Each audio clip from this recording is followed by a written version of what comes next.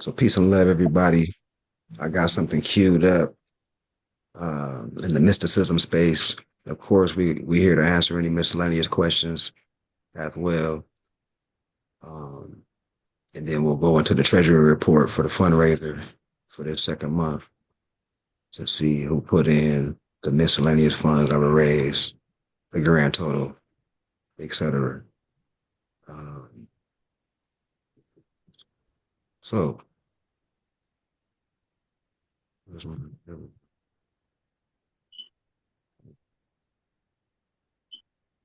let's look at mysticism, a mystic, magi. What is this? What is mysticism?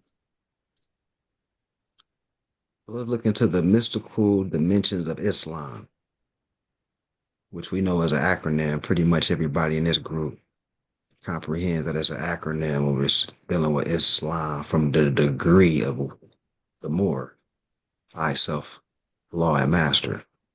So mysticism can be defined a love of the absolute for the power that separates true mysticism from mere asceticism is love.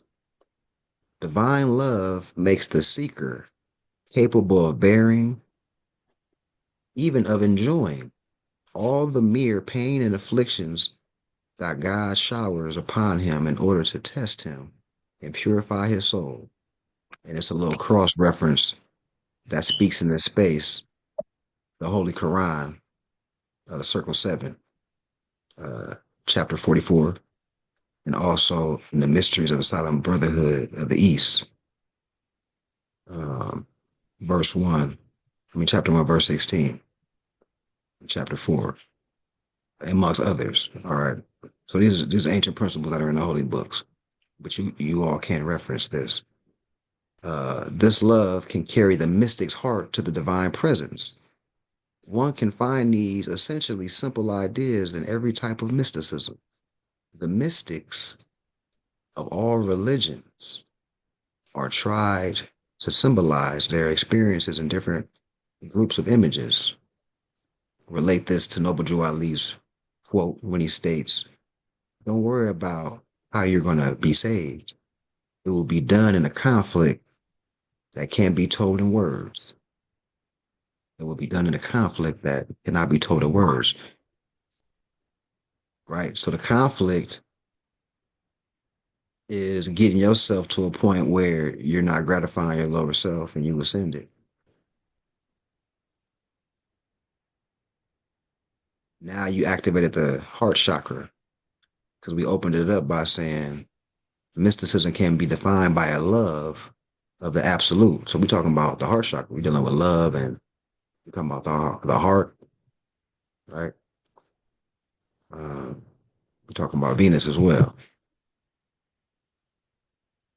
What about now? Is it still choppy? Have I been choppy the whole time? It's clear. It's cleared up now. But at first it was just really choppy. Like your video and the audio was really choppy for me. I don't know if it's my end or yours, but I just wanted to make sure. Hi, everybody in the chat. It Everybody else. it it was a little bit, but yeah, it did get better. Everybody make out what I was saying thus far, like in totality.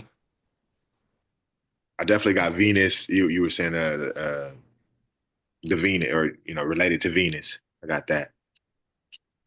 All right. So essentially, I'm going over mysticism, and mysticism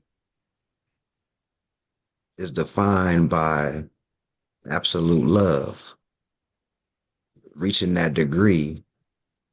Um, yeah, that's it's that simple. All right, and what comes with that after you do that, the way of life, the road that you choose, the path that you go based upon you reaching that degree of the heart chakra. Because remember, I'm saying it's a degree because remember it's a ladder. But if you made it to the heart chakra, that means you didn't master the root, the ladder below. right? So you've ascended to this arena, this degree, this step on the ladder, Jacob's ladder, right? Peace and love to Brian and brother Hassan. Peace and love, Mark. Peace and love, Morge. Peace and love. Come on, peace and love. Peace and love, Marines. Right. So the never-ending quest for God is symbolized by the path on which the wayfarer hath proceeded, as in the numerous allegories dealing with the pilgrim's progress or the heavenly journey. The transformation of the soul through tribulation and painful purification is often expressed in the imagery of alchemy or similar processes from nature and pre-scientific science. The age-old dream of producing gold from base material is realized on the spiritual level. The mysticism can be seen as a practical life process. So, of course, let's review this. Let's review this. We're talking about mysticism. What is a mystic? What is mysticism? So far, what we've discovered in the past 10 minutes is mysticism is dealing with absolute love, right? And we know to get to that heart chakra degree, to have that level, that means you've ascended already. You've mastered your lower self at least to reach to that level. And now the path that you're choosing to walk on now that you're at this level is different than previous. Mystic. Also, you are the alchemist. A mystic is an alchemist. Mystics perform alchemy consciously. What is alchemy? Is it turning metal? Is it turning gold into liquid? No. No, I would say it has to do with that, doesn't it? That's the well, that's the The story. that's the story for children to help them comprehend what we're talking about now. Okay. Because right, because what it really is you're able to transmutate and master yourself. You have to master yourself to transmutate. So When you say transmutate, is that like as far as within yourself? What does that mean? What do you mean exactly? I know you don't mean it like in a literal sense of what we think, like transmutation, like some, like some X-Men type stuff. It ain't like that, right? Literally. no, transmutation is you're mad and then you come to your senses within like 5 seconds. Like, you know what? This is childish. This ain't nothing. Now you're not mad no Controlling more. the energies, or Yeah. the. Okay. Okay. I can You- see that. You're the alchemist now. You know what I'm Hmm. saying? You're able So to they made it switch up. seem like it was like some sorcery type mess when it really ain't. Nah, it ain't. It ain't. Now you got something? I do have something. So the way I see alchemy is we all as humans, we all have emotions, right? That's undeniable because we're in this flesh. So the way that we can alchemize is you could any kind of frustration, sadness, you can use that, turn it into creativity because love is creativity, right? Being creative. Hmm. So we could spin that.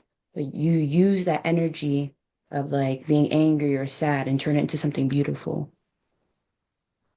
Mm. Like think about people that write poetry, right? Usually you can hear some kind of sadness or something that's maybe has gone on, right? But they turn it into a way that's like beautiful. They've alchemized that pain. Yeah. Mhm. That's like a way, that's another way of looking at it from like a, human like standpoint, like really internally with our emotions. Because think about a lot of people that are great. They've gone through a lot of different things, but they've had to use that energy and shift it elsewhere to really reach the full potential. Yeah. Mhm. So And, it's and changing matter and energy or energy and emotions into, into something physical or like you're saying, creating something or okay. That's what Mhm. they Like putting a spin on it, yeah. using that energy and shifting it. and like remember, we have to remember just how a diamond is created through the pressure. To get to this state to be capable to do that, typically you went through something, right? You went through trials and tribulations. You Ah, went through something and learned from it. Now you able to be in that space, right? So that's why we talked about what Noble Drew Ali said earlier. Um, as far as the conflict that can't be told in words, the conflict that can't be told in words within you being able to be disciplined and regulate yourself, your conduct, and all of the above. And when you're in control to that degree, magi status, um, noble, in relation to everybody else that's not on that. You're the noble compared to the people that are not, right? So now it's back to science. We're going to gravitate our magnetism. We're going to gravitate who we need to gravitate because we're displaying the noble. So I have people that's what I'm saying. Oh, go ahead. So Go ahead. I have one question. Is like in prior books you speak of like um I forget how you more so word it, but on a lower level and then more so or outer level and inside level. So is it still alchemy as far as like the metals and things like the way they explain it to kids? Is that more so on a that is that still a process of alchemy or is it all metaphorical for yourself? That's a process too. That's That okay. Yeah, okay. yeah, that would be that would be like you say the outer. The All outer, yeah. connected. Yeah, yeah, so so yeah. so basically it's like, say you go through a lot of things that bring you pain, but instead of lashing out, you grab a guitar and you start playing. Like that's kind of like putting your pain into like creativity. Is that kind of what y'all saying? Like Yep, that, like Mhm. that? Like yep. how Yep. a blues guitarist puts his pain into the licks, into the chords of the guitar. You know what I'm Mhm. saying? Because Okay. he's creating and creation, and love is creation, you know? Mhm. Yep. Islam. Islam.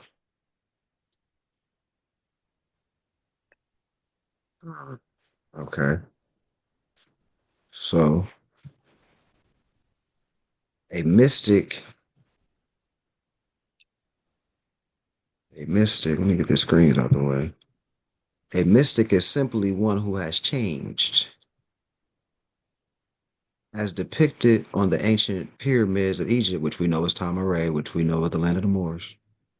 The gods raising people from the dead is the physical expression of the metaphysical change that occurs in one's mind, right? So we can equate that to not knowing about nationality and culture. Now we know about nationality and culture. We're not in a dead state of mind, Mm. right? So we that's an alchemical thing that just happened. That's right. So um, that's being baptized, right? Okay. Renewing of the mind. Renewing of the mind. It's all kind of it's all synonyms of what we're talking about being the mystic in sorcery and transmutation. We're talking about it right now in a as within. I like how somebody put that earlier, like the gold, the actual turning gold into liquid and all that. That's out. But we're coming from a metaphysical as within perspective at the moment.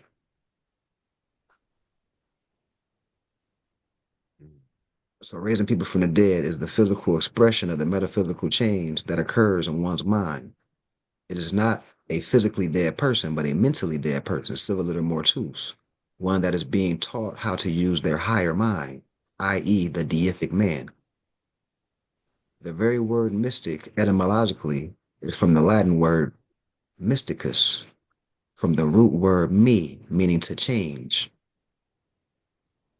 So the etymology of the word means to change. If you're a mystic, that's what it means. You're able to change. Turn your hate into love with intention.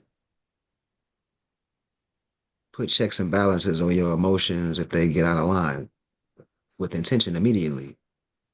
You know what I'm saying? Like you're more level headed, but you're also compassionate too. You know, I'm not gonna go off into a tangent. Let me get back to reading. The American Heritage Dictionary of the English Language. So that's a definition. Um, as far as when you take mystic back to the Latin, you're able to change. So we got me, MEI, or MU, mu, is derived from the quote unquote Egyptian hieroglyphic symbol for water. And when I noticed this, I looked at Aquarius, the glyph for Aquarius, the water bearer, is similar.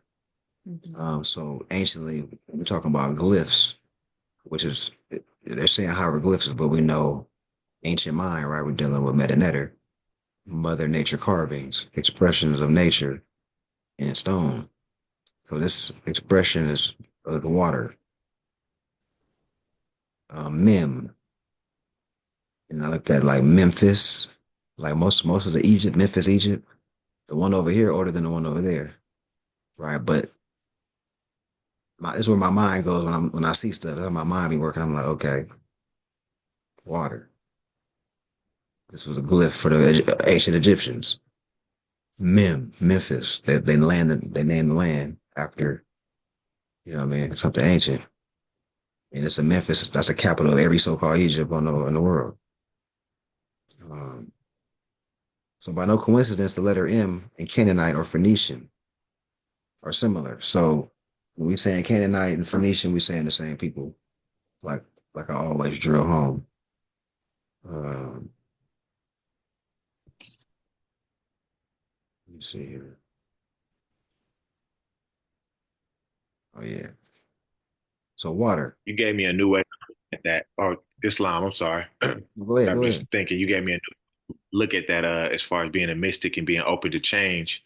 Because when I was getting into astrology as well, as far as my, I guess, characteristics of the type of Virgo I am, I guess maybe the degree, I was saying I'm mutable, um, and I didn't have a positive perception on that. And to learn what mutable meant was like to change or um, I just didn't have a positive perception, let alone quite understood it. But now, I will attach mystic to that, and it gives me a better outlook on it. Beautiful. So Islam, Mhm. thank you. That's awesome. Islam. Yeah, We mutable, man. yeah, Uh, yeah, we the alchemists by nature. We but tap into it, you know. and when you think about it, every change is inevitable.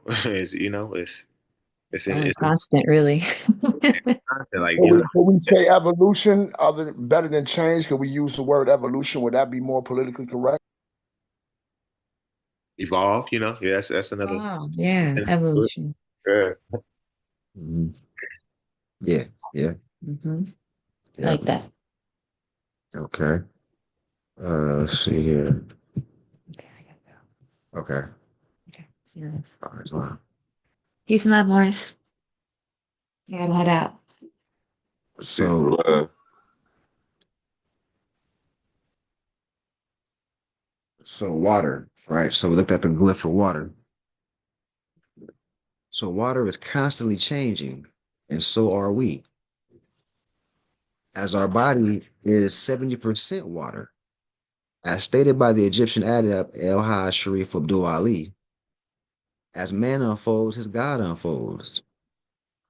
Considering Allah and man are one, man is like a current of water, constantly flowing. Yet man has the free will to flow or stay stagnant, right? You could be stagnant or not. That's a choice. The choice to flow or unfold is when one becomes a mystic.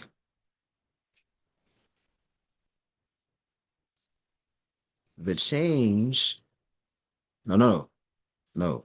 Let's rewind here. The choice to flow or unfold is when one becomes a mystic or a master. So mystic and master is a synonym. They mean the same thing. Uh-oh, what's the acronym for Islam? I self law am master. A mystic and a master is the same thing. You starting to see where we're going here?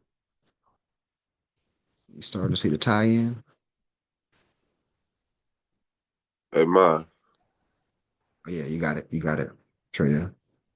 Hey, I was just, man, that's crazy. You went over that water and our body being 70% water again, because it just made me think of you. I know you seen before where they did the test where they speak positive things to the water and freeze it, and then the other they speak negative things to the water and freeze it. And when they speak negative to the water, it make it all ugly. When they speak good and positive things to the water, it comes out all beautiful crystals and stuff. And then you know what I mean. You put it together like our body being 70% of water, like I was just thinking like the evolution that we was going over, like of us, having them same effects when we apply, that the certain mindsets and thing. It just hit me when you said that, but I yield.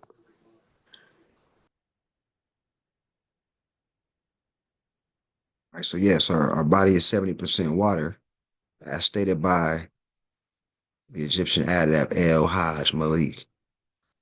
No, El Hajj Sharif Abdul Ali. And by the way, that's Noble Jew Ali, whoever didn't know, you know. So mystic and master, synonymous. All right, so the change is metaphysical, meaning it cannot be seen by carnal eyes. So the change is within. Now that's one degree. Of course, you can't see the change, obviously, right? But in another instance, you can see the change because once it happens internally, your decisions you're making is going to reflect outwardly as far as how you're moving in life, and people can observe that. All right, so it's just a different degree. Um, the change of a person or mind or man is mind can be viewed in one's astrological birth chart by moving the Ezekiel's wheel forward or back, the zodiac wheel forward or back. Mysticism is defined by the Encyclopedia of Occultism by Lewis Spence. Quote, the attempt of man to attain to the ultimate reality of things and enjoy communion with the highest. Mysticism maintains the possibility of intercourse with God or the self, not by means of revelation or the ordinary religious dogmatic channels, but by dint of introspection, going within.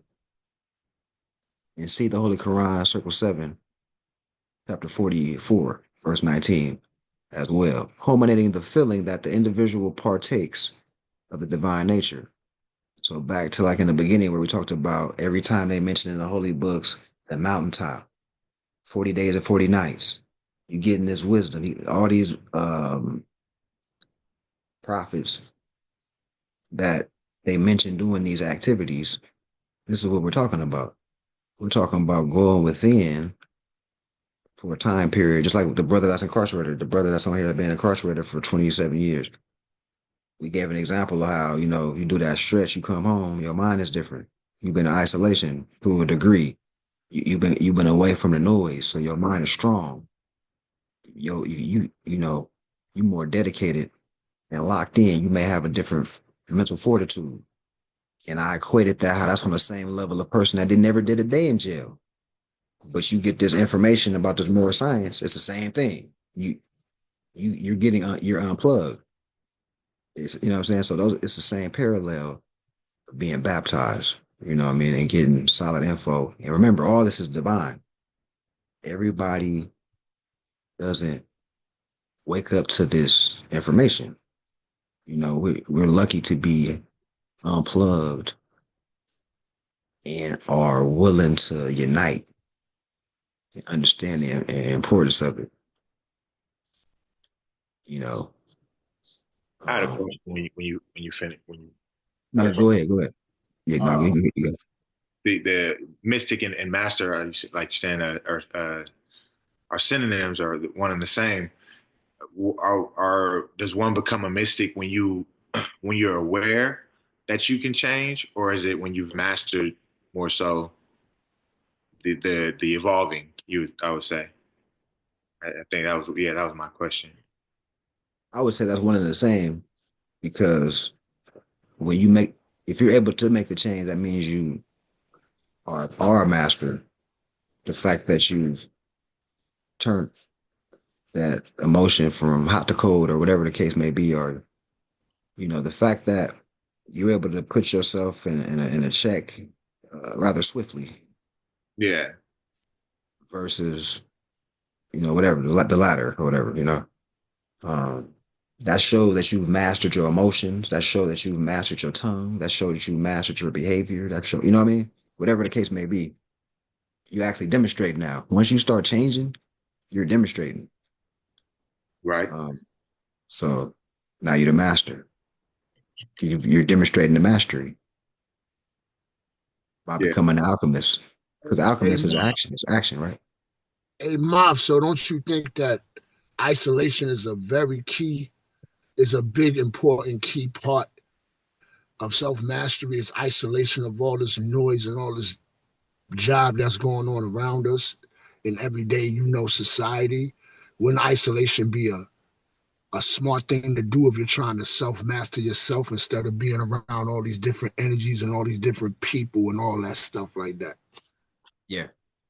Yeah, to the best that you can. Everybody's situation is different, but that's the whole point of people do yoga and the breathing exercises and the meditation um whenever they can. But Yeah, that's the like goal.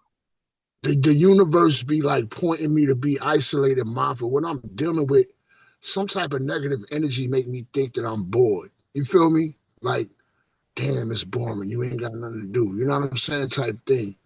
Yeah.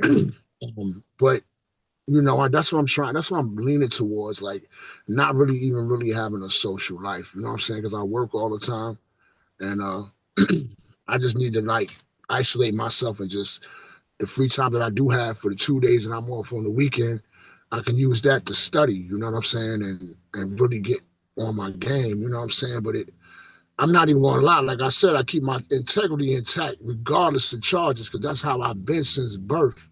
So it's like I ain't gonna lie. Sometimes I'll be like, "Well, damn, I want to do this, I want to do that." I ain't as strong as some people on the chat, but I'm a work in progress. You heard? So I'm just saying, I was wondering if isolation was an important factor because I feel the universe leading me towards that.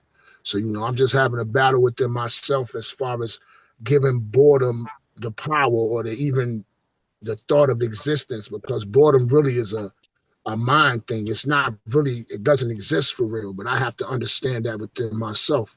You know what I'm saying? In order to be isolated and be at peace and be calm and not really think I'm bored or whatever. I got to be outside with everybody else. You know what I'm saying? I yield the Yeah. floor. Yes, wow. and It I sounds wanted to yeah, piggyback on that as far as because like that's what I meant by that as far as like once I'm aware that I'm a mystic and I'm able to change or change my emotions, it's still it's still a battle between. So I may do it one day and then I fall short. So that's why I was saying like, is it once we're aware that we're able to change with the mystic, or is it once you get to a certain like you said within 5 seconds or something I'm able to change it, or you know what I mean? That's why I was asking that. Yeah, that's why I feel like the Buddhist monks and the people that be in the monasteries that's way tucked away in the woods somewhere. That's why they be so powerful when they walk amongst society, because everybody be in awe, because it's like they the master they self, and the stuff that bother everyday people don't bother them. And then if you touch them, they do like some one button finishing move to you and you done. You know what I'm saying? Like, Or that's how they make it appear and to us, they though. don't even be Like on they're no not Buddha. going through nothing no more. It's crazy. Them Buddhists must be calm as hell till you touch them. You feel me? And Yeah. then you see the cigar up against the wall and they just calm as hell, like, please, brother, go. You know what I'm saying? Yeah. Like if somebody that's a normal person, if somebody that's a normal person have that type of ability, they be out here bullying and all that. You know what I'm saying? That's why I feel like certain stuff has always been kept secret because everybody don't need to know that. And everybody not gonna be drawn to that type of thing. You know what I'm saying? I yield the floor. My bad for goofing off. Yeah. I yield as well. But that Peace. was what he said. It made me spark that. Peace and love to Zariah as well. And yeah, they put in the chat, yeah, you get that monk status. But yeah, like the brother put in the chat, fasting and the meditation, it gets you in that space. Um, I don't know if anybody tried going without at least 2 days in a row minimum without eating anything, even if it's just liquids. You notice your mind just start working different. Like you're more conscious of stuff. Like you assessing your body different. Like how I'm feeling. Like you know what I mean? And that's the whole point. Is you want to get inverted and know yourself, you know, put yourself through tests. Remember, it's more science, so that's a scientific perspective. You're saying, okay, I've been doing this. Let me try this different. Let me try something else, another perspective, viewpoint. Boom, you do it. Oh, it produced this result. That's something measurable. That's data, right? That's how we post. That's the whole idea. Um,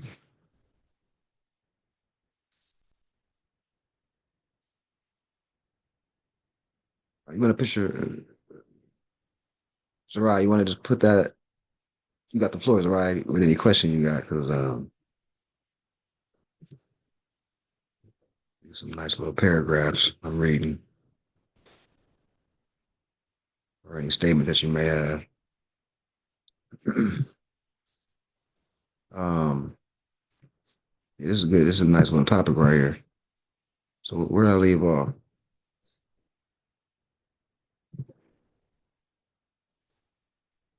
So the modern day Europeans claim that Greeks are the creators of philosophy, yet studious Moors and scholars know that to be false. It was the Moors who civilized Europe. This era of learning is called the Renaissance.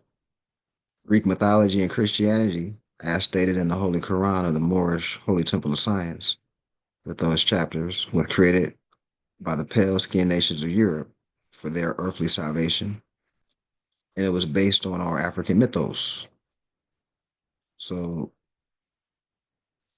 nothing more, nothing less. Whilst the Moors sail, we taught Egyptian mysteries to the rest of the world. Our mythology has been presented to the modern world through Greek philosophy as theology. Yet to find the truth of theology, one must know its etymology, as culture is in the language. Through this scientific study of words, we will indeed find that culture, who taught the language to the poor, what culture taught the language to the poor, pale skinned nations of Europe? So the reason we need to understand that, to understand the origin of things, how is this tied into the mystic or the mystery systems, right? Mystery systems, societies of mystics, Egyptian mystery school. So now it's plural. When you have a bunch of mystics that created a society, it's a mystery school, quote unquote, right? Because remember, the Egyptian is really Tamaray, which is really just saying the land of the Moors. So we're saying Moorish mystery school, which is not even we can just say the simple, right? But it's all the same thing. So I'm saying things in different ways so you can just comprehend and don't get rocked to sleep when you hear certain titles. Oh, Egyptian mystery school, and you know, it's not. I mean, it's deep, if but it's not that deep. Like if they try to make it so deep where it throw you off, that's all I'm saying. And I'm an earth sign, so I like to make stuff practical and realistic. That's all I know how to do from my lens of being mutable in earth sign. You're listening to the Virgo right now. Um, all right. right, so let's go to the next. Another page cue over here. We read that already.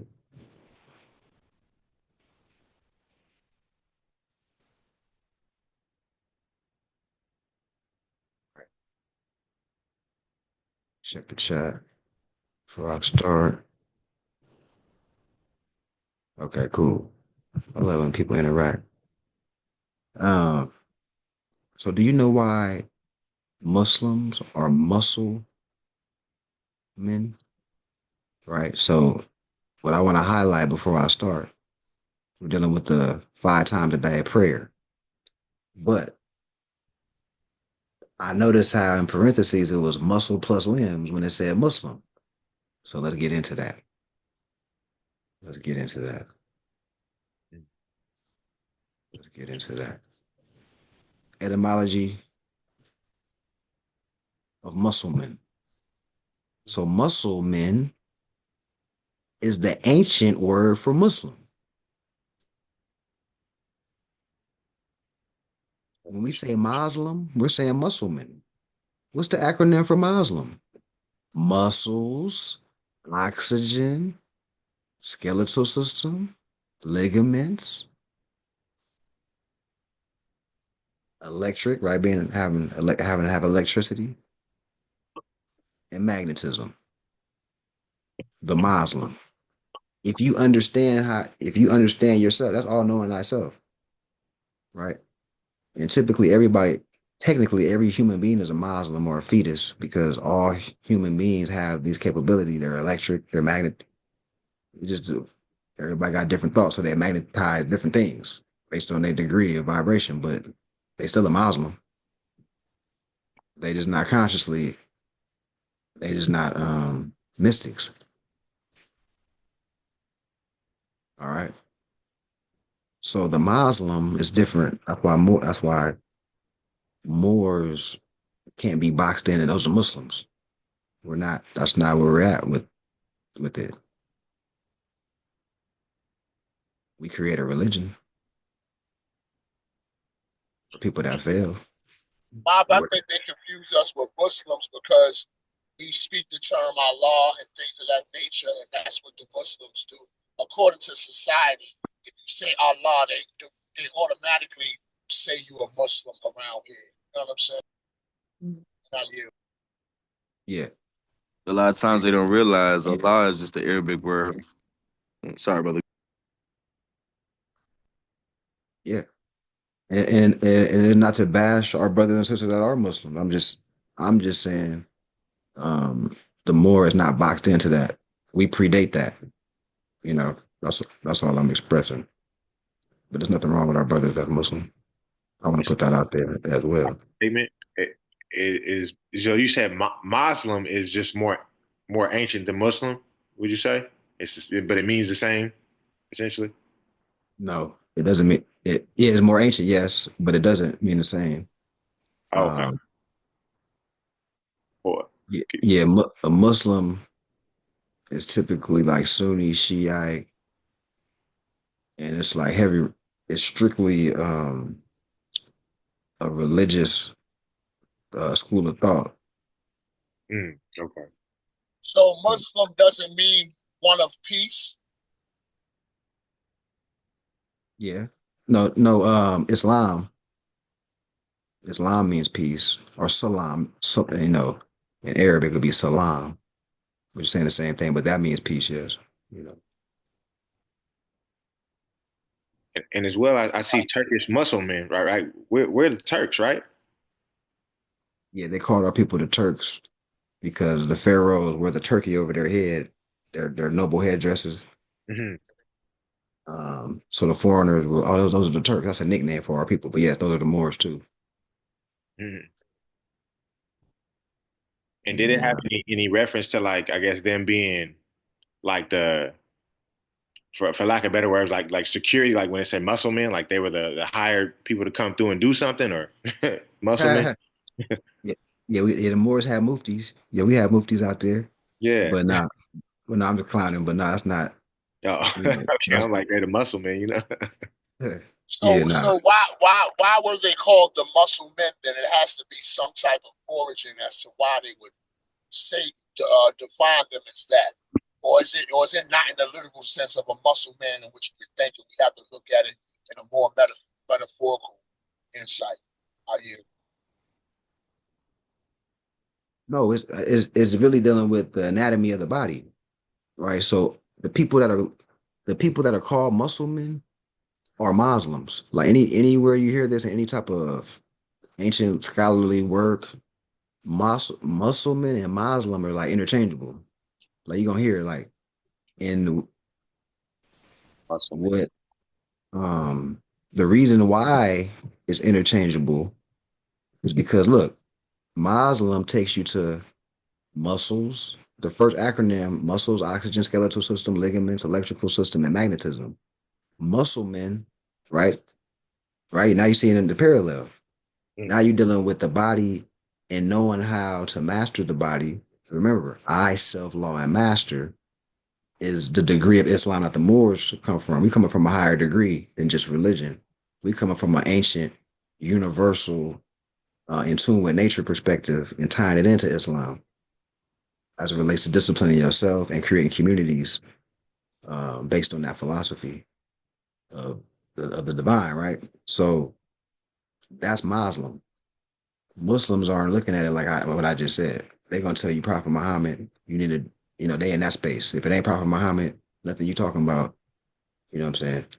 Not all, but most Muslims are coming from that perspective, which is fine as long as they're not so cookie cutter to be like, oh, Prophet Muhammad is the last prophet. So if they're on that tip, that means they're not feeling the more. They're not. They're not because we're honoring Noble Joe Ali as a prophet as well. So if that's going to be the reason why you're not going to associate, that means you're boxed in with your thinking process, which is fine. They're just not ready to receive. But the facts is, yeah, Muslim predates Muslim, and for those reasons I just said. Um, so let's look at Muslim now that we're talking about this. So let's go to an 1830s dictionary definition of Muslim. The term Muslim is old fashioned. Now, what Noble Jew Ali say? It's an old time religion, right? We go to the 101s. Mm-hmm. Islam is an old time religion. So the term Muslim is an old fashioned and sometimes offensive to the word. And I explained to you why it's offensive because Muslims aren't boxed into just the Prophet Muhammad thing. It's bigger than that, right? Um, so that's that because you will run across that in the future in your travels in the Moorish paradigm. You're gonna get these things, so now you have some tools in your tool belt to speak on the space and the differences. All right, let me go back to this.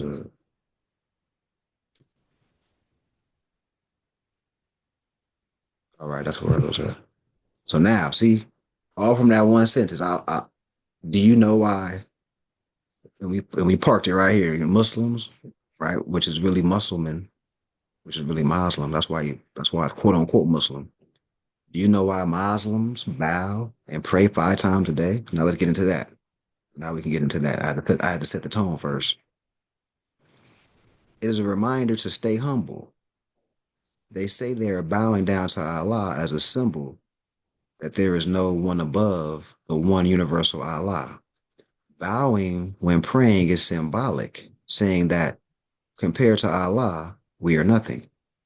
This only works when you see Allah as a noun and not as an action. There is one universal Allah, and it is man collectively. We need not bow down to each other. All we have to do is humble ourselves. And when man honors man, he honors Allah. When dealing with the science of physical anthropology, bowing allows proper blood flow to the spinal column via what is known the vertebral arteries. So even the posture of quote unquote, our Muslim brothers and sisters that bow when they pray like that. The origin of where that comes from is dealing with yoga, breathing exercises, which when you stretch and you breathe, you get more oxygen to the brain, which helps your cognitive abilities be more sharper. That's the Muslim perspective of that posture and praying. The Muslim will say we're doing that um, for whatever they say. It's not going to be what I said though, and there's nothing wrong with that. I'm just letting you know it's different degrees of everything. That's all. Um, the entire blood supply to the brain and the spinal cord depends on two sets of arteries: the vertebrae and the internal catheter arteries. These arteries form branches that then circle regions around the pituitary gland. An artery is any of the muscular wall tubes forming part of the circulation system by which the blood that has been oxygenized is to, be conveyed or passed through from the heart to all parts of the body. A disruption of proper blood flow to the spine and brain can result in back pain, muscle stiffness, and something known as a spinal stroke. A spinal stroke can damage vital tissues in your body that block messages, electrical charges, and the nerve system that send information to the brain traveling along the spinal cord. This disruption of blood to the brain is very evident in people who are mentally retarded and have a hunchback. All right, so that's the origin of why our people use that posture to even pray in the first place. That was the consciousness to make sure, because remember, 5 times a day, and we're talking about the within degree right now, consciously getting breath, proper oxygen to your brain, consciously stretching and doing yoga 5 times a day. Because when you do that, you're going to be on all cylinders compared, see if you don't do that, you're going to be stiff, etc. So that's just a good habit in general. Muslims understand that. Right. Now, the outer degree, the above degree, is a time frame when the prayer is done, which pays homage to the angles of light of the sun and what it does for the planet. That's the other degree. That's a Muslim perspective on the prayer and the times of day and all that. So there's nothing wrong to participate in the prayer. Nothing wrong with Ramadan. Nothing wrong with none of that stuff. Just know why you're doing it and the origin of it. I had two So questions. they're sun worshippers, basically. I apologize, brother. Go ahead. You already asked it. I go next. Oh, so the question of the floor is the sun worship. But when I was saying the outer degree, I was saying the ancient ones would understand because the reason it's a certain time of day is because the angle of the sun is benefiting the earth in some type of way. So we're meditating, breathing deeply, and stretching during these times where the sun is at a certain angle. It was a consciousness of that. Because remember, angles of light are what they talk about it's the archangels. The archangels, I think that Brother Brian a couple months ago or a month ago, he looked up the etymology of arch, and it just means angle. So when we're saying archangel, so we're saying archangels. It's not archangels. Angels is angles. Talking about the angles of light from the Elohim and the energies of those angles and how they affect humans. Because we're a well blend of those angles when we come out the womb. That's why who we are. Right. So that's the Muslim perspective on all this.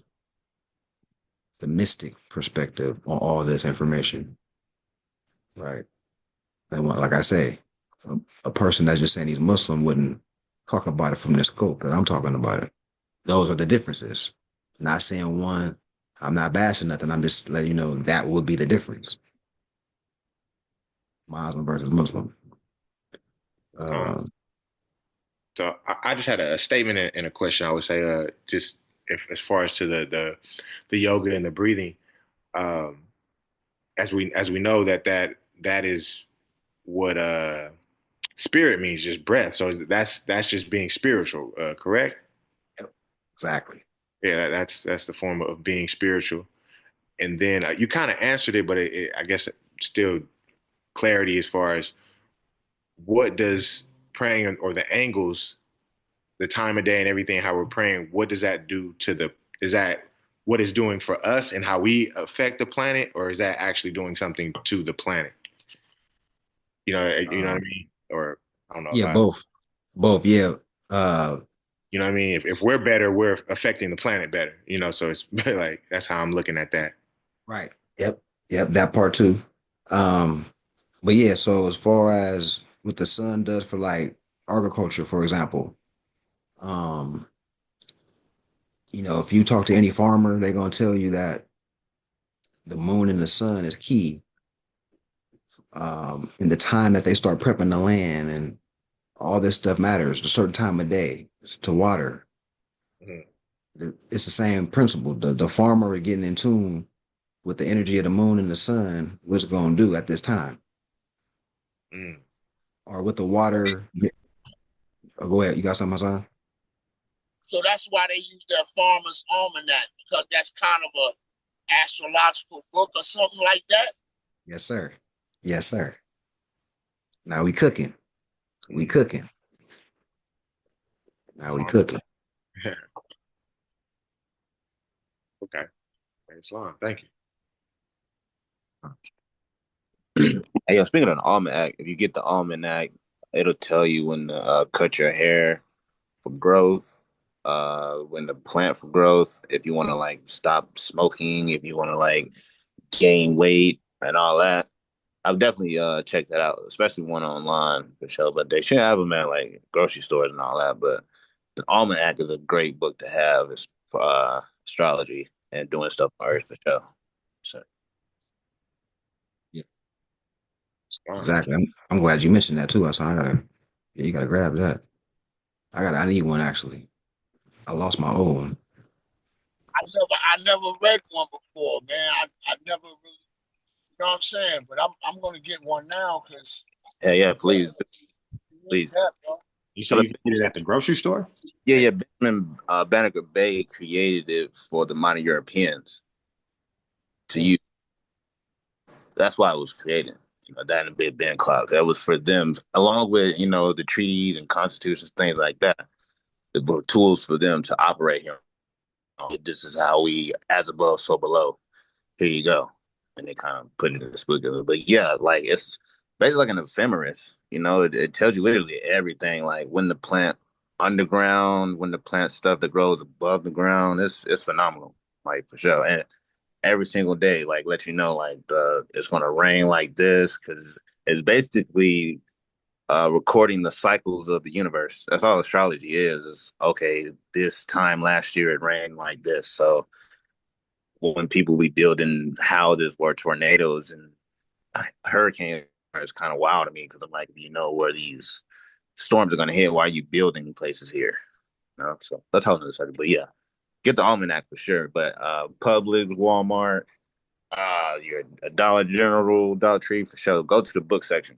It should be in there. Oh, peace, love to Larry Bay too. I just seen him up in there. Um, Peace and love, everybody. so yeah, so the posture of prayer, right? You're talking about a yoga position. So all this was with intention. So thus the science associated with bowing during prayer or yoga, that's all it is. Kundalini yoga 5 times a day. That's all it is. Helps the individual achieve proper blood flow to the brain, allowing it to function properly, thus ushering the activation of the higher mind. Sufism, or tasawwuf, a personal noun, has been and can be defined as Islamic mysticism, the inward dimension of Islam, going within. or the phenomenon of mysticism within Islam. Sufism can be characterized just as any other religion by specific and particular values, ritual practices, doctrines, and institutions, which began very early in Islamic history and represents the main manifestation and the most important and central crystallization of the mind. The Christ degree, crystallization of the mind. Practitioners of Sufism have been referred to as Sufis. Sufis have often belonged to different orders formed around a Grand Master referred to as a Wali, who traces a direct chain to successive teachers back to the Islamic prophet Muhammad. Just as the Moors presently give credibility to those different grand sheikhs of the temple who have been part of Noble Drew Ali's adept chamber and the students thereof. These orders meet for spiritual sessions called majalis. Sufis strive for ishan, or perfection. Wali, which is plural, is an Arabic word whose literal meaning include custodian, protector, helper, and friend. All right, so the Sufi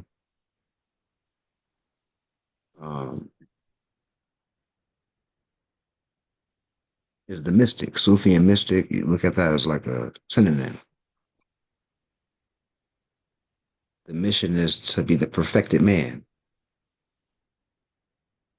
the best version of yourself. That's the goal. The purification process. It's kind of like when you make glass. It pretty much turning sand on fire, essentially. Back to the diamond, right? You got to go through the pressure. That's the perfected. Now it's perfected. Brother Zyphanat Bey, Islam. Islam. Is this is definitely dope, definitely interesting. I just wanted to, just say that I really do appreciate this class. It's really dope. It's my first time being here. Again, peace to the Moors. I'm actually initiated Sufi as well too. You know what I'm saying? So it's pretty dope that we going over this topic, and I'd love to build on it. Probably get some personal experiences if anyone had any questions. But I'm with the Mord Sadiq. I'm not sure if you're familiar with Sheikh Sufi. If most familiar. He in New York? Yeah, he be around. Yeah, he be in New York, Philly. He going back and forth to Morocco. He deal with a lot of the Moors as well too. But yeah, he's from like the Philly area. But yeah, we deal with the one who started our order was Sheikh not Sheikh Sufi, but Sheikh Amadou Bamba out of Senegal. Um, so yeah, definitely a lot of great. It's a deep connection with the Moors, the Moor Science Temple of America, Moorish Americans in general, and the Moor Sadiq Sufis. It's a real deep connection between us all. I just wanted to add that piece. Islam. Are you the Moor that reached out that said they from San Diego? Peace. Yep. Yes, sir. Okay, Islam. Islam. Okay. Where we at? Okay. Oh yeah, so the perfected man. That's the whole point. That's why I'm going with the glass, a diamond. Got to go through the pressure. Same thing with humans. We got to go through that pressure, or i.e., trials and tribulations, and learn from them. Right. And now we become more perfected if we learn from it.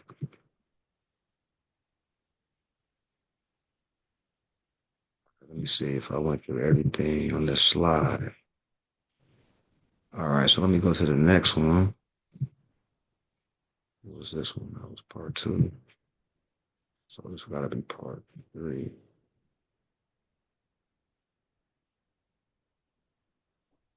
me see something, make sure I went through everything. Oh, okay. So we're talking about the Sufi. Let's look at the Sufi. Keep in mind, I think it was a couple weeks ago, and I brought this up as far as the Sufi is also the woolly haired one, right? So the woolly haired ones were the Sufis as well. All right, so the melanated people that are classified today as black, Negro, and color, at one time, the Sufi, well, they still are the Sufi. They just don't know it. It was at one time we knew we were en mass. We knew we were the Sufi. We practiced it. Um, so the Sufi is nothing but the Moor. You see the Sufi's attire. This is the Bay of Tripoli, 1832. Muhammad II, Pasha.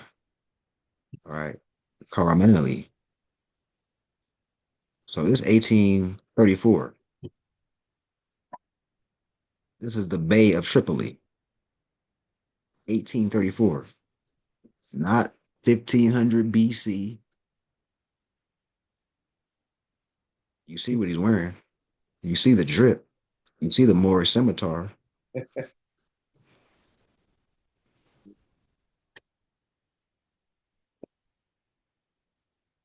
Let this sink in. 1834. Right. So when we hear our master teachers say, blonde hair, blue eyed people weren't in political power into the 1800s, that means we was ruling the world up until the 1800s, pretty much. Matter of fact, Abdul Aziz, one of the last sultans, that was like 19. But we had sultans up in the 1900s. We just now fell into the space we in, where we just got rocked to sleep and got this amnesia. It ain't been that long. It's more time frame where we had an empire and we was running the world. Compared to this fallen state, that's only been a couple hundred years. Not even that. I'm glad you even said Islam. I'm glad you said let that sink in because, like, again, like I go through stages where I think of the Moors like, well, I think of all this information like it's so far gone, but this is like yesterday almost. If you're talking about 1830, like that's Yeah. wild. hmm We got such a distorted view of time. Like they really messed with time because before I knew about the Moors, I viewed slavery or all of that being so far gone, and it's just all this is all right here. Like it's current. Hey, This is current. hey, Sheik, I got a question, man. Like, is it possible or that the Moors did something? Because if we were so in line spiritually and with knowledge and everything, it had to have been something that was done wrong that was not in line with the Most High for us to fall so far back down and have to build ourselves back up. Because I mean, what I'm learning and what I'm being exposed to, it's like back in the day, we was masters of self and we had a lot of power within. So something had to happen from a spiritual standpoint and the Most High and our people for us to fall so far down to have been such a powerful people back in the day. Can you kind of explain what happened for real? Because that I'm having a battle with within myself. Because we were so powerful, so knowledgeable, so strong. We taught and everything. Like, how would a powerful people that strong fall so hard in our years? Infighting and you know, interbreeding with the harem. And that wasn't like a bad act. Like, some of the Moors start intermixing with the harem or the Slavs. So now the sons and daughters, mostly the sons, um, develop a hatred towards their dad, the Muslim or the Sufi, because they're looking at their mom as a Slav. She not part of the royal family. She can't even come to the palaces and the castles, and she treated like a Slav. That's what she is.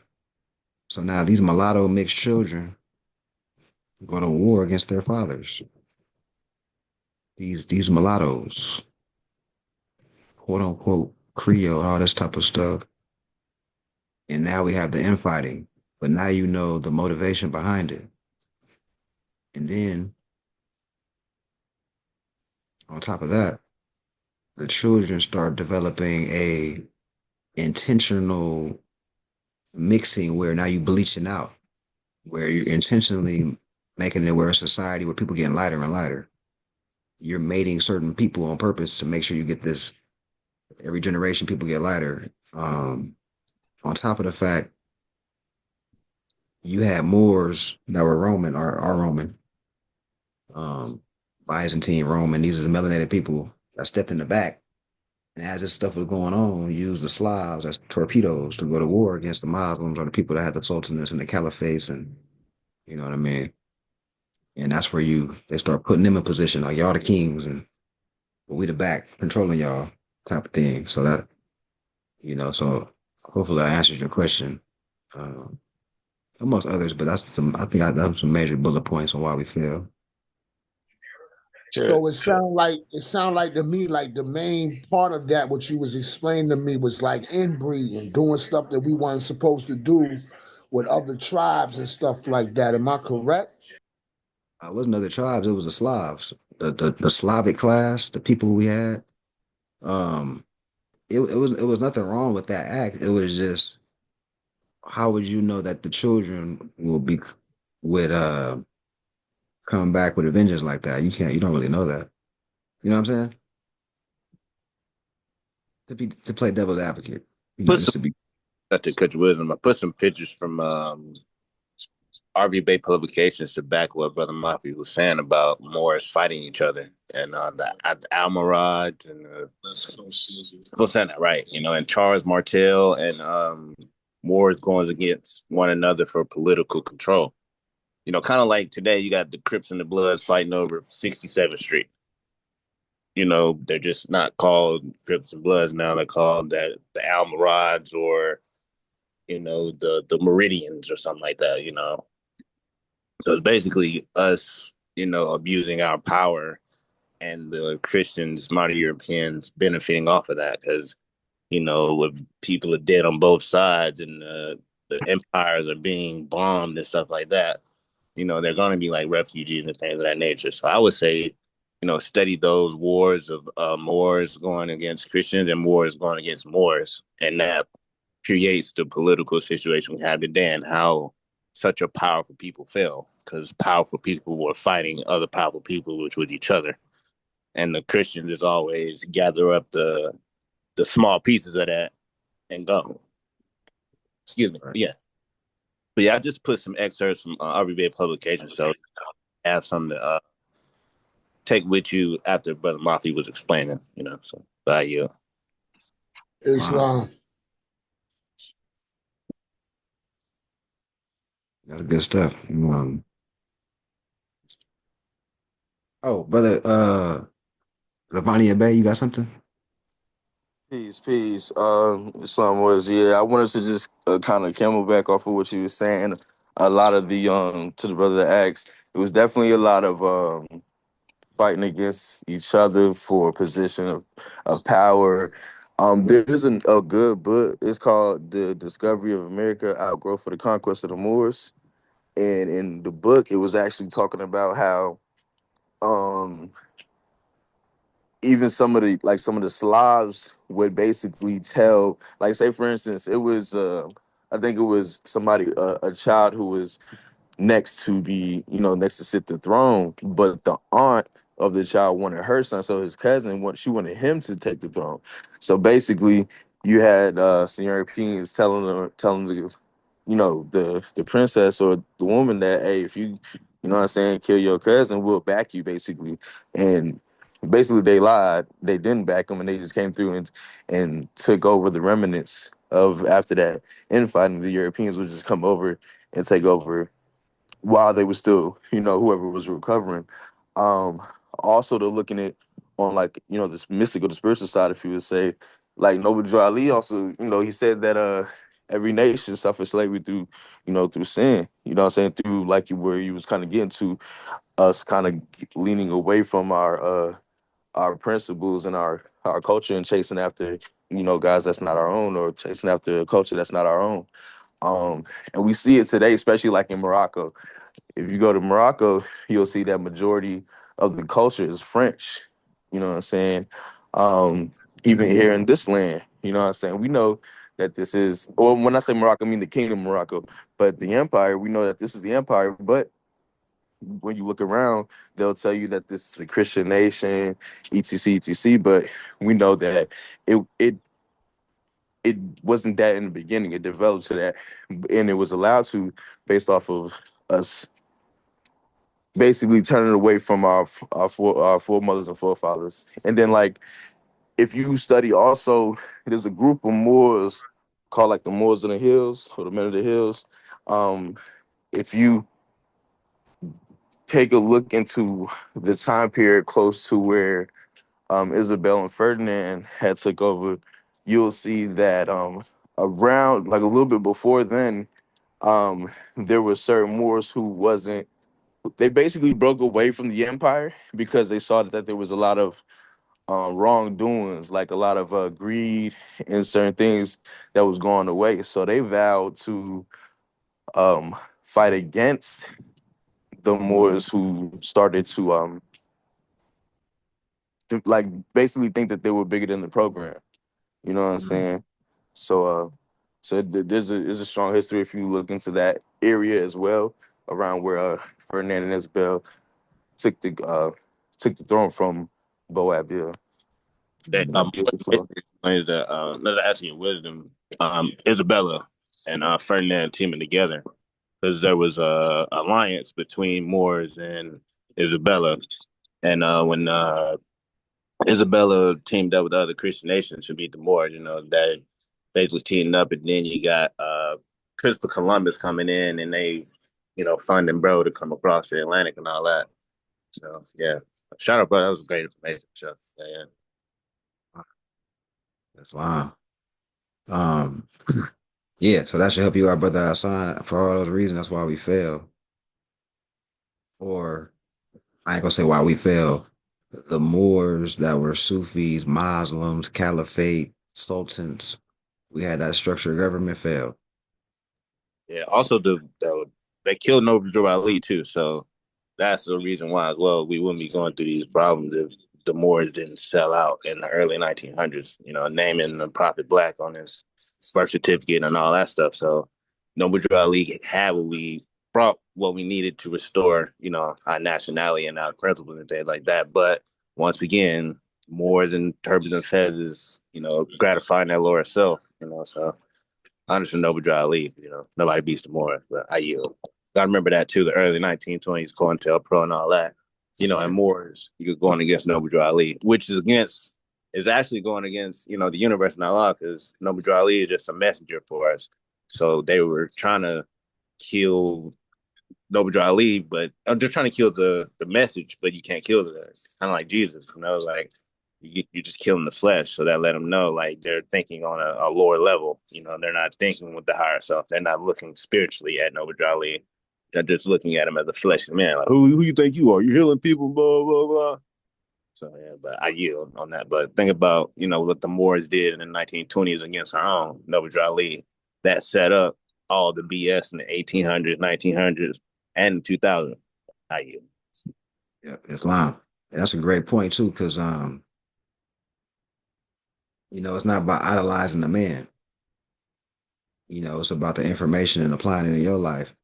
And therefore, they shouldn't be able to knock off our leaders and the whole program just stop. That shouldn't even be possible if, like the brother said, we in our higher self. Everybody got the jewels. Why is it not continuing to be ran at the standard of when Noble Ali was alive? Right? Gratifying our lower self. Ego. Oh, he think he the man. He got all this. Huh, who he think he is? And we get nowhere. Reincarnated. I'm reincarnated. I'm the reincarnated. I'm Noble Ali now. He died, but I'm him now. I'm the guy. 2 weeks later, he back. Come on, get out Yeah, of he here. back. It's three temple number ones now in Chicago. Come on, man. Right? So lower self. Just to double down on what the brother was saying. Um, so we got the yoga posture, we got the deep breathing. We're looking at this from an archaic, ancient perspective, the whole 7 times a day of prayer. Now let's go what's going on with the deep breathing. Right, the spirit. But that's not I think you're talking to somebody. So the lungs. The lungs are the primary organs of the respiratory system. Their function is to gather oxygen from the environment and transfer it to the bloodstream. Blood, the living spirit of man, the bloodstream being powered by the heart, carries blood cells throughout the human body. The brain needs an uninterrupted supply of oxygen in order to function optimally. Man, know thyself. Self-study. If one were to observe the condition of one's body in the state of anxiety, you will quickly find out that you are not taking deep breaths. We are often taught that when one's chest is visibly raising and lowering, they are properly breathing.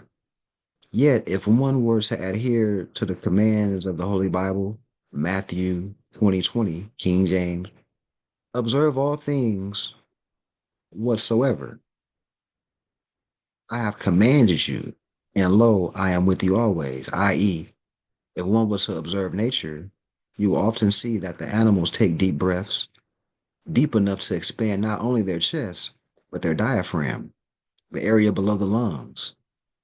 And that is a proper breath. This deepness of breath and natural respiratory pause will provide a sufficient amount of oxygen to the brain. So once again, praying 5 times a day, anciently, this was the intention. We understood the benefits of how it helped the Muslim, the Muslim. We wanted the Muslim to be on all cylinders. We wanted self to be operating on the highest state, the pure, perfected state. Goal was to reach perfected man, because we descended down to our grosser state where we're having a carnal experience, but we can ascend and tap into the higher degrees. Um, and I'm thinking about the Buddha now as well. You know, I posted something a while ago. I saw the Buddha wasn't really fat. He was taking deep breaths. And when you take that deep breath like you're supposed to, you're going to have a little belly until you exhale. Right? So that Buddha philosophy, or having the Christ degree, that means you understand the art of breath. Right? So I wanted to talk about that too. So deep breaths are important for high quality of life. So when one is not taking this full breath, indicate by the expansion of the diaphragm, you will notice your heart rate begins to increase as it is trying to pump enough oxygen bearing blood cells from your lungs to your brain, i.e., your brain is in a state of panic or anxiety. Breathing or ventilation is the movement of air into and out of the respiratory system. Ventilation occurs when there is a change in lung volume due to increased or decreased pressure between the lungs and the atmosphere. Ventilation is influenced by the lungs, elasticity, surface tension, and ability to expand and recoil under pressure. Inspiration is the contraction of the diaphragm and the internal intercostal muscles, causing the thorax to expand laterally, vertically, and anteroposteriorly. All right, so this is the internal, like a scientific perspective of knowing yourself. You knowing, I take a deep breath, you know why that's important. But that's going to inspire you to keep doing it. You're oxidizing your blood. Your posture is correct. You're more, remember, the whole point is to be conscious. You know better, you do better. All that means is you're more conscious now. And that's the whole point. Be conscious of yourself. Study yourself so you can know yourself. Now you're conscious of yourself. Right? If you don't know the inner workings of yourself, why would you even do something? What's the motivating factor to be deep, to be breathing deeply? Why would you do it unless you knew the benefits of it? It just makes sense, right? You're a Gnostic, one that knows knowledge and applies it for the benefit of yourself and humanity. All right, so let's see here. Where was we at? So the very use of language and prayer is considered to be very powerful for Sufis. Once spoken words cannot be unsaid or taken back. Once a sentence escapes from our lips, it's as if our fate is sealed. This principle of ebb and flow is the reason why you may have heard, be careful what you wish for.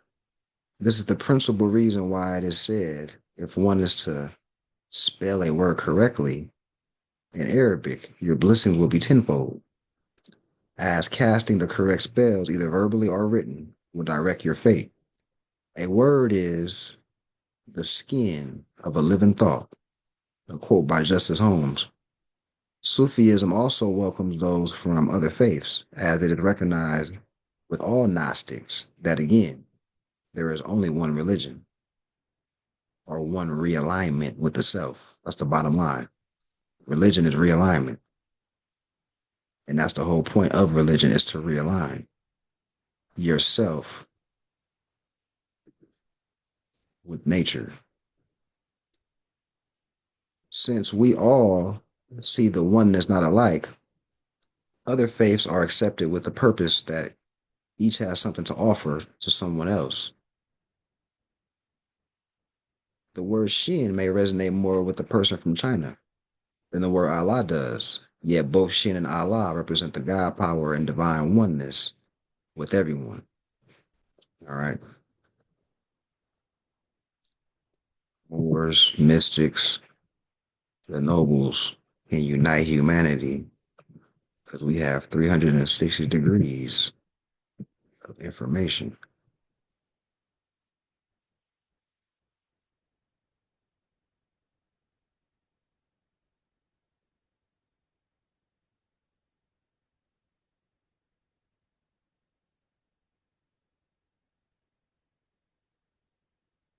There is but one God. The universe encased in one being is the esoteric Gnostic of monotheism.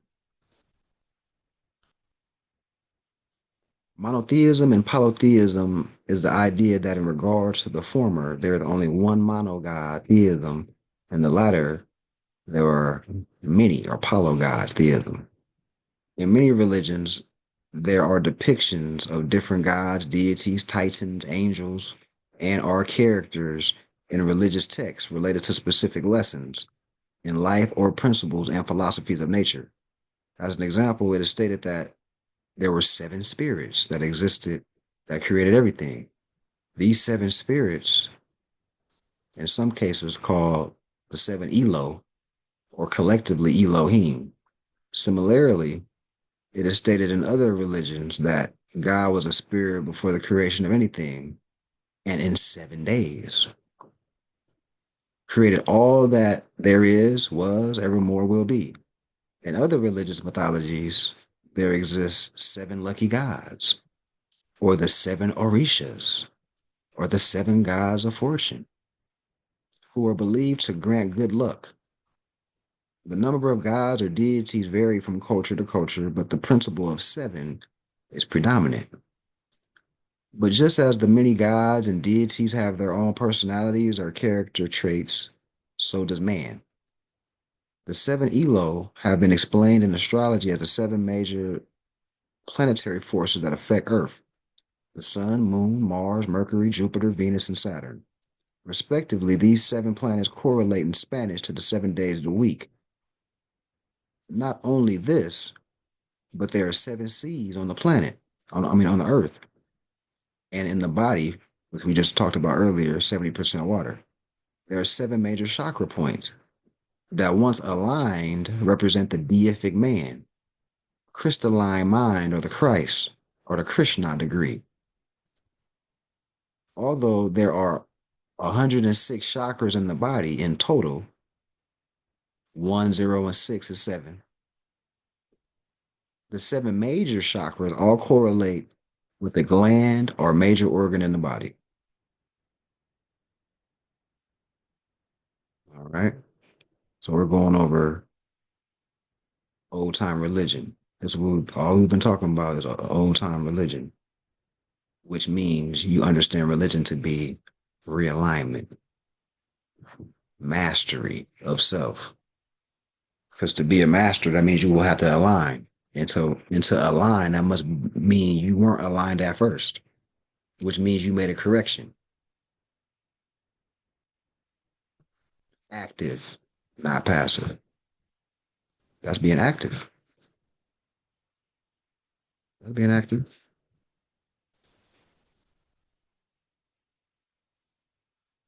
Being active. All right, so let's see if I got some more. I think that wrapped up that. All right, so I can go into my next slide. All right. Let's go into this.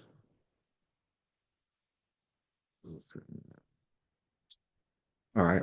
So we got Allah. This is another degree. Arm, leg, arm, head.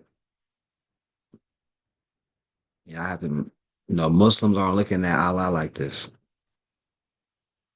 from this degree. Most aren't. All right, so when we're talking about arm, leg, arm, head, we're talking about the Muslim. See, Muslim, Allah, muscles, oxygen, skeleton, arm, leg. We're talking about the body, the Muslim. Everything lead back to self and understanding self, mastering self.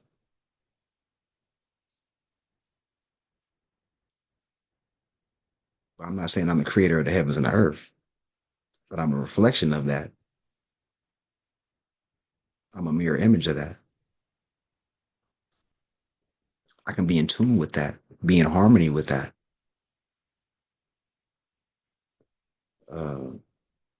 So let's deal with this image right here. We're dealing with the 7 major chakras and the color scheme associated with these chakras. All right, so let's start from top bottom. We're kind of going backwards, right? We should. You know what? Let's start from the bottom top. All right.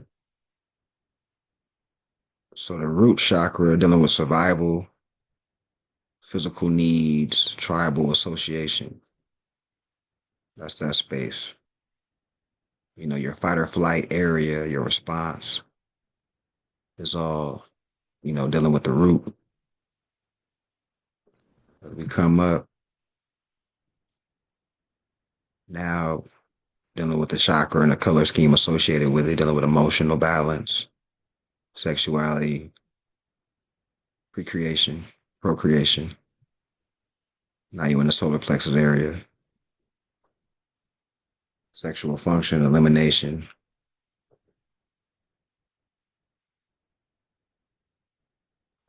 Now we're moving up here.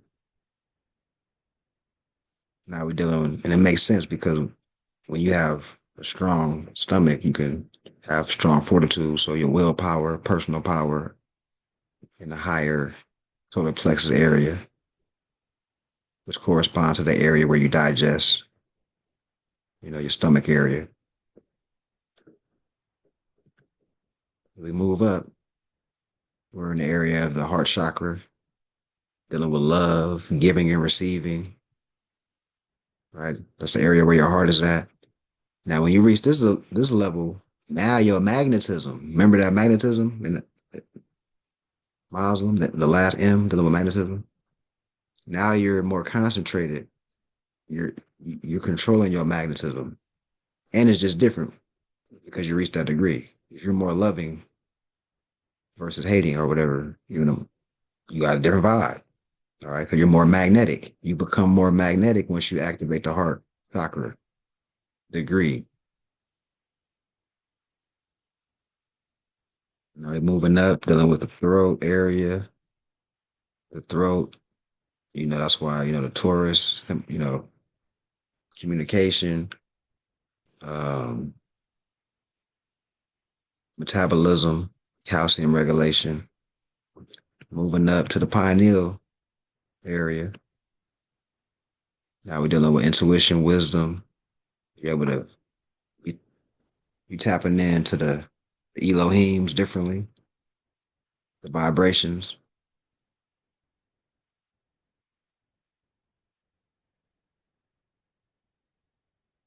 All right, so that's more, all this is the Muslim, all this is the mystic, all this is the Sufi, comprehending all this information. Um, This would be Kundalini as well. Is this for the rising of the the energies and things, alchemy, all of that? yeah, it's parallel. Yeah, all this is definitely parallel. I'm just I'm just going from a different lens, but yeah, Yeah. we're just going more in depth. Hmm.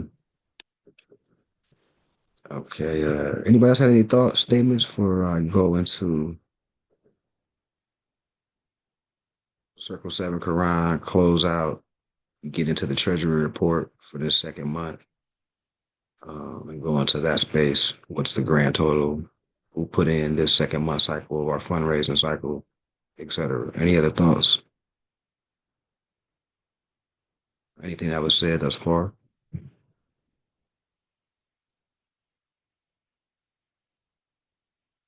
Okay.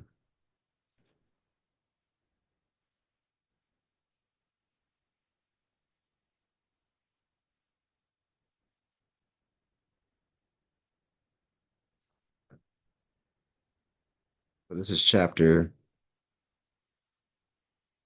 38. Holy instruction from the prophet, the soul of man. The blessings, O man, of thy external part is health, vigor, and proportion. The greatest of these is health. With health is to the body, even that is honesty to the soul. That thou hast a soul is of all knowledge, the most certain of all truths, the most plain unto thee. Be meek, be grateful for it. Seek not to know it perfectly. It is inscrutable. Thinking, understanding, reasoning, willing, call not these the soul. These are its actions, but they are not its essence. Raise it not too high, that thou be not despised. Be not thou like unto those who fall by climbing, neither debase it to the sense of brutes, nor be thou like the horse and the mule, in whom there is no understanding.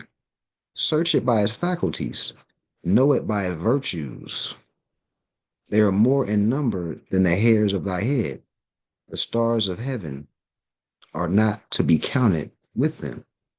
Think not with Arabia that one soul was parted among all men. Neither believe thou with the sons of Egypt that every man hath many. Know that as thy heart, so also thy soul is one. Doth not, does not the sun harden the clay? Does it not also soften the wax? So the sun makes the clay hard, but makes the wax soft. As it is one sun, that work of both. Even so, it is one soul willeth contraries. As the moon retaineth her nature, though darkness spread itself before her face as a curtain, so the soul remaineth perfect, even in the bosom of a fool. Because the fool is the flesh. She is immortal. She is unchangeable. She is alike in all. Health calleth her forth to show her loveliness. In application, anoint her with the oil of wisdom. Although she shall live after thee, think not she was born before thee. She was created with thy flesh and formed with thy brain. Justice could not give her to these exalted by virtues, nor mercy deliver her to thee deformed by vices. These must be thine, and thou must answer for them. Suppose not death can shield thee from examination. Think not corruption can hide thee from inquiry. He who formed thee of thou knowest not what, can he not raise thee from thou knowest not what again? Perceiveth not the cock or the rooster of midnight. There's no cockatoo, yeah, there's no cock-a-doodle-doo at midnight, right? You're not thinking about the rooster then. Exalteth he not his voice to tell thee it is the morning? Knoweth not the dog the footsteps of his master? Knoweth not the dog the footsteps of his master? Flee not the wounded goat unto the herb that healeth him. Yet when thee die, their spirit returneth to dust, thine alone surviveth. Envy not to these their senses, because quicker than thine own. Learn that the advantage lieth not in possessing good things, but in the knowing to use them. Hadst thou the ear of the stag, or were thine eyes as strong and piercing as the eagle's? Didst thou equal the hound in smell, or could the ape resign to thee his taste, or could the tortoise her filling? Yet without reason, what would they avail thee? Perish not all these like their kindred? Hath any one of them the gift of speech? Can any say unto thee, therefore did I do? Right. That's what separates us from the animals of the language. The lips of the wise are as the doors of a cabinet. No sooner are they open, but treasures are poured out before thee. Like unto trees of gold arranged in beds of silver are wise sentences uttered in due season. Canst thou think too greatly of thy soul? Or can too much be said in its praise? It is the image of him who gave it. Remember thou its dignity forever. Forget not how great a talent is committed to thy charge. Whatsoever may do good may also do harm. Beware that thou direct its course to virtue.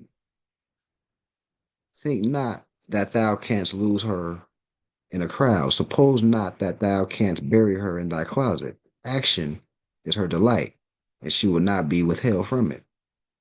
Her motion is perpetual. Her attempts are universal. Her agility is not to be suppressed. Is it at the uttermost part of the earth? She will have it. Is it beyond the regions of the stars? Yet will her eye discover it? Inquiry is her delight. As one who traversed the burning sands in search of water, so is the soul that thirsts after knowledge. Guard her, for she is rash. Restrain her, for she is irregular. Correct her, for she is outrageous. More supple is she than water, more flexible than wax, more yielding than air. Is there aught that can bind her? As a sword in the hand of a madman, even so is the soul to him who wanteth discretion. The end of her search is truth. Her means to discover it are reason and experience. But are not these weak, uncertain, and fallacious, how then shall she attain unto it? General opinion is no proof of truth. I like that. General opinion is no proof of truth. For the generality of men are ignorant. Perception of thyself, the knowledge of him who create thee, the sense of worship thou owest unto him. Are not these plain before thy face? And behold, what is there more that men needed to know? What more do you need to know outside of yourself and how to govern yourself? Hmm? That's the question. Know your nature. The soul of man is not the flesh. Know your nature to become the mastermind, to become the Sufi, to become the mystic, to become the noble. Any thoughts on that space before I close out and get into the Treasury report for the land trust? No, that was upside. Islam, Islam.